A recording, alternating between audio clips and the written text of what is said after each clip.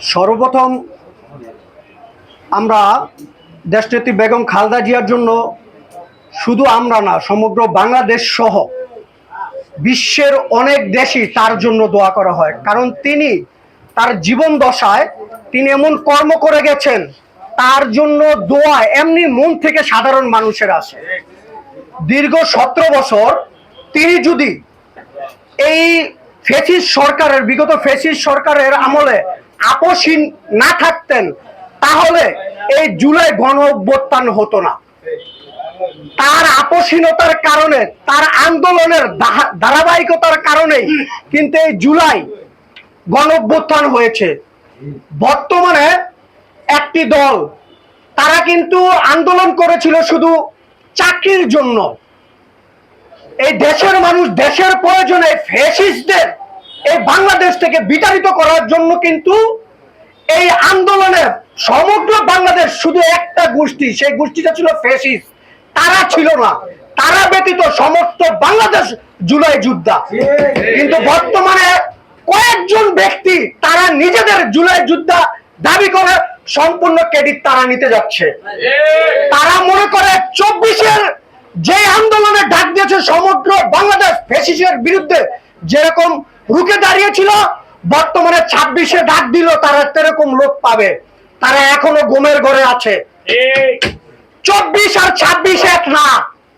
আপনার 24 দেশের স্বার্থে, দেশের সাধারণ জনগণ, আপামর জনতা সবাই ঝাঁপিয়ে পড়েছিল ফ্যাসিস্ট সরকারকে হাঁটানোর জন্য। বর্তমান যে সরকার আছে, এরা গণতন্ত্রের সরকার, ভোটের মাধ্যমে নির্বাচিত সরকার। এই সরকার কোনো ফ্যাসিস্ট না যে বাংলাদেশের সরকার কোনো অল্লাহ ডাকে ঝাঁপিয়ে পড়বে। বাংলাদেশের মানুষ এই আন্দোলন শুরু করবে, দেশকে আরো পিছিয়ে নিয়ে যাবে। আমি তাদেরকে বলবো, যারা নিজের সুবিধার জন্য নিজেরা দল তৈরি করলেন, কোটি কোটি টাকার মালিক হয়েছেন, যারা জুলাই যুদ্ধ করেছে, এখনো যারা অসুস্থ আছে, তাদের খোঁজ খবর পর্যন্ত আপনারা নেন না। আপনারা নিজেদের জুলাই যুদ্ধ দাবি করেন। আমি বলবো, সময় আছে, এখনো শুধরান। যদি নিজেদের ভিতরে পরিবর্তন না আনেন, তাহলে কিন্তু আওয়ামী লীগের চেয়ে ভয়াবহ অবস্থা আপনাদের হবে। পূর্ণ জন্ম আপনারা দিচ্ছেন।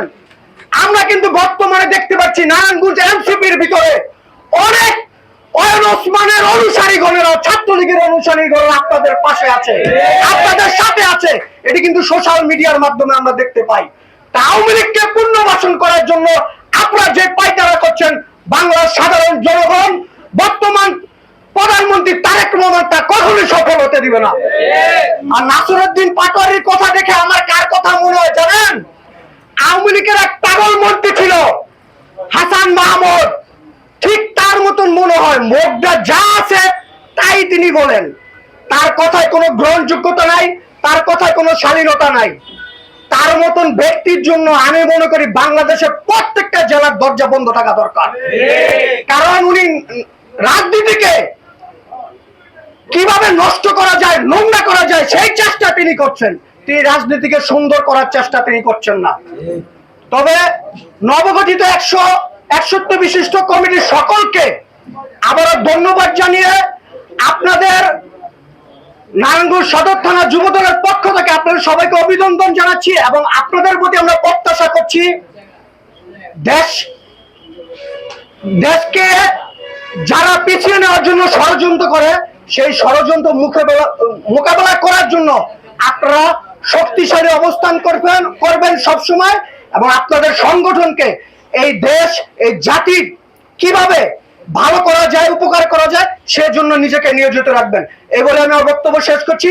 বাংলাদেশ জাতীয়তাবাদী দল জিন্দাবাদ, বাংলাদেশ জাতীয়তাবাদী যুব দল জিন্দাবাদ, শহীদ জিয়া অমর হোক, খালেদা জিয়া অমর হোক, তারেক জিয়া জিন্দাবাদ। আসসালামু আলাইকুম।